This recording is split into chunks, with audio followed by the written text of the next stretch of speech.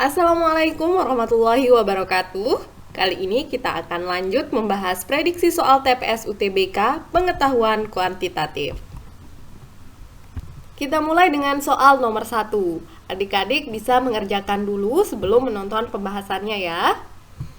Pada soal ini terdapat dua persamaan. Kita akan fokus dulu pada persamaan yang pertama.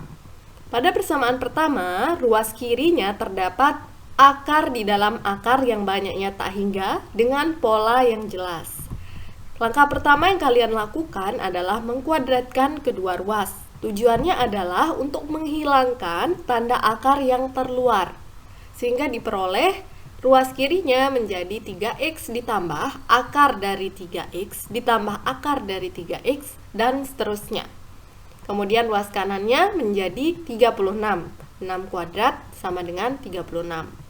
Kemudian kalian lihat ini memiliki pola yang sama seperti apa yang diketahui di soal, yang mana akar dari 3x ditambah akar dari 3x sampai tak hingga dengan pola yang sama itu sama dengan 6. Berarti kalian bisa langsung saja merubah apa yang Kak Devi lingkari merah itu dengan 6. Jadi 3x ditambah 6 itu sama dengan 36.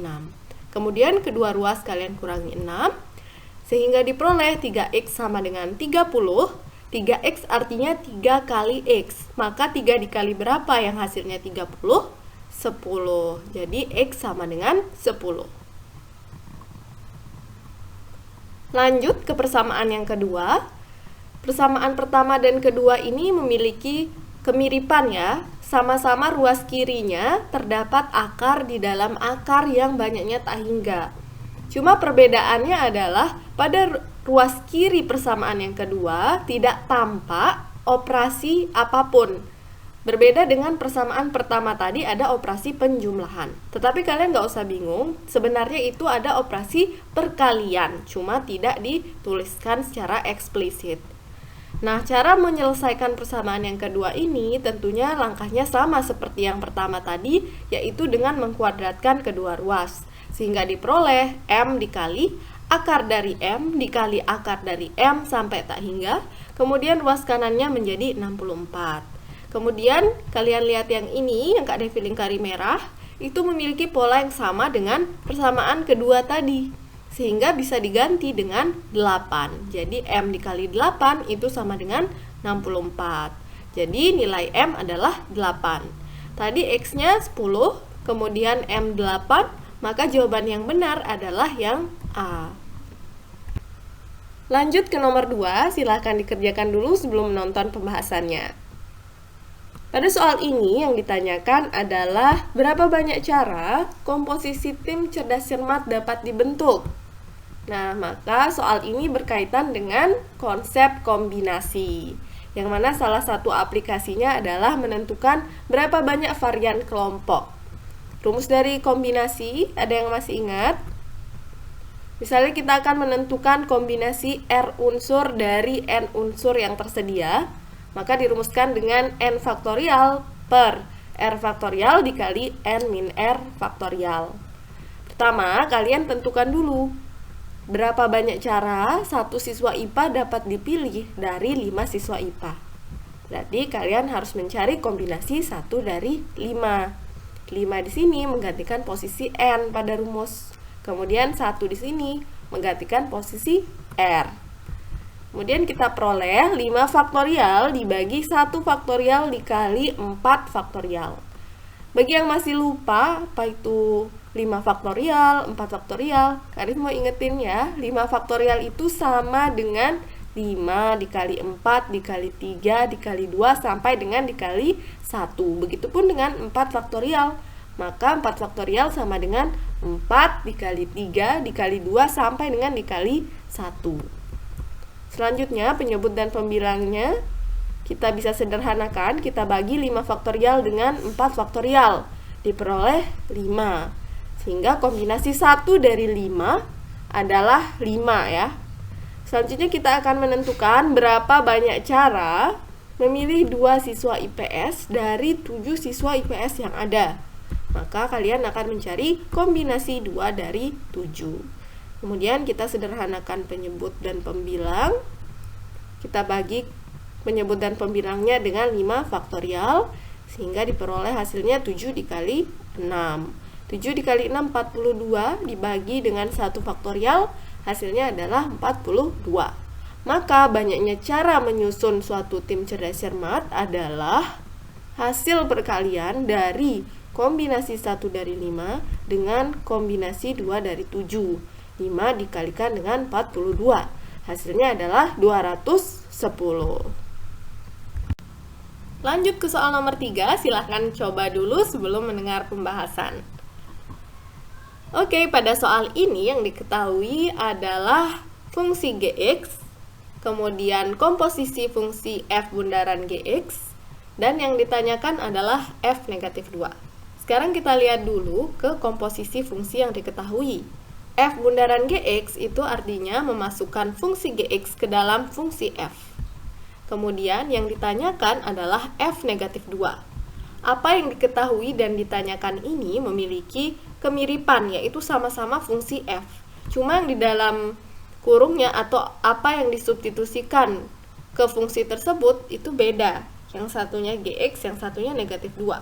Sehingga untuk mengetahui jawaban dari f negatif 2, kita harus mencari nilai x agar Gx sama dengan negatif 2. Tadi Gx-nya adalah 3x tambah 1. Maka kita akan mencari nilai x agar 3x tambah 1 itu sama dengan negatif 2. Ini kalian selesaikan persamaannya dengan mengurangi kedua ruas dengan 1. Kemudian diperoleh 3x sama dengan negatif 3. 3 dikali berapa yang hasilnya negatif 3? Negatif 1. Jadi x sama dengan negatif 1. Oke, sekarang kita udah ketemu x sama dengan negatif 1 yang akan mengakibatkan Gx-nya bernilai negatif 2. Ketika kita sudah menemukan Gx bernilai negatif 2 ketika x sama dengan negatif 1, maka kita langsung saja mensubstitusikan nilai x sama dengan negatif 1 ke komposisi fungsi tadi. Jadi f bundaran G negatif 1 sama dengan negatif 1 kuadrat dikurang 3 kali negatif 1 ditambah 6. Hasilnya adalah 10. Nah, itulah nilai dari f negatif 2. Oke guys, lanjut ke soal nomor 4, masih dengan tema yang sama seperti nomor 3, ini tentang fungsi ya. Kalian pause videonya dan coba kerjakan soalnya. Oke, kita akan bahas soal ini ya. Soal ini mirip banget dengan soal nomor 3, jadi kita akan mencari persamaan dari apa yang diketahui dan yang ditanyakan, yaitu sama-sama fungsinya fungsi f, tapi yang di dalam kurungnya ini berbeda. Nah, kita akan mencari nilai x sehingga 6 per akar dari 2 tambah akar x itu sama dengan 2. Kita akan cari nilai x-nya. Setelah itu, nilai x yang kita temukan kita substitusikan ke x tambah 3. Oke, kita lanjut dulu ke persamaan yang sudah kita tulis. Kita akan kuadratkan kedua ruas. Ruas kiri dikuadratkan diperoleh 36 per 2 tambah akar x. Ingat, ketika mengkuadratkan kedua ruas, penyebut pada ruas kiri akar yang paling luar saja yang hilang. Kemudian ruas kanan berubah menjadi 4 ya. Kemudian kalian bisa tukar langsung posisinya antara 4 dengan 2 tambah akar x. Selanjutnya 36 kalian bagi 4 diperoleh 9. Kemudian kedua ruas kita kurangi 2 sehingga diperoleh 7 sama dengan akar x. Akar berapa yang hasilnya 7? Tentunya akar 49. Maka x sama dengan 49. Lanjut, kita tinggal substitusikan 49 ke sini. Kemudian diperoleh f2 sama dengan 49 ditambah 3, yaitu 52. Oke guys, ini soal terakhir. Manakah dari bilangan berikut yang merupakan hasil penjumlahan dari 9 bilangan yang sama? Silahkan pause videonya dan coba kerjakan soalnya ya. Oke, bagi yang sudah mengerjakan, kita akan bahas bersama.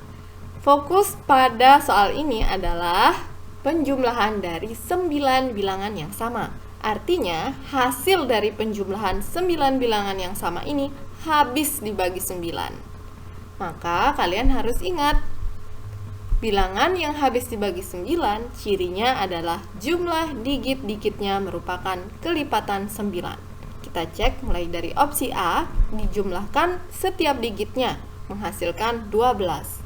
Opsi B, dijumlahkan setiap digitnya menghasilkan 27.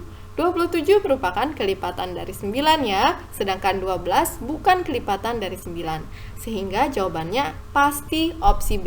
Kalian bisa cek opsi C, opsi D, dan opsi E, pasti jumlah digit-digitnya bukan kelipatan 9. Oke adik-adik, itu dia 5 soal yang sudah kita jawab bersama ya. Kalian bisa menguji pemahaman kalian dengan mengerjakan 2 soal ini. Jangan lupa tulis jawaban kalian di kolom komentar. Sekian untuk hari ini. Assalamualaikum warahmatullahi wabarakatuh.